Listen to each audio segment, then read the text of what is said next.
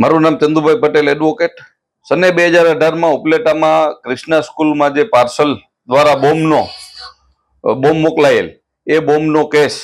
Detect થતા પોલીસે આરોપી તરીકે નાથાભાઈ રવજીભાઈ ડોબરિયાને અટક કરેલ અને આ નાથાભાઈ ઉપર 1999નો જે રતિભાઈ પાદરિયાનો ડબલ મર્ડર કેસ હતો એ પણ લાગુ કરવામાં આવેલ અને આ તમામ કેસ, આ બંને કેસો ધોરાજી સેશન્સ કોર્ટમાં આવેલ, જેમાં અગાઉના કેસમાં ડબલ મર્ડર વાળા કેસમાં દવે સાહેબે, સેશન જજ શ્રી દવે સાહેબે આરોપીને છોડી મૂકેલ અને બાદમાં બીજા ગુનાની ટ્રાયલ ચાલુ થતા અને ડોક્ટર રાહુલ ગુપ્તા કે જે તત્કાલીન કલેક્ટર હતા તેમની જુબાની તથા HG પલ્લાચાર્ય સાહેબ PSI ની જુબાની બધું ધ્યાને લઈ અને સેશન જજ સાહેબે એવા તારણ આવેલ કે કલેક્ટર સાહેબે પૂરતી તપાસ કર્યા વગર પરવાનગી આપેલ છે અને પોલીસે તટસ્થ તપાસ કરેલ નથી. આ બધું ધ્યાને લઈ આરોપીને નિર્દોષ ઠરાવી છોડી મૂકેલ છે.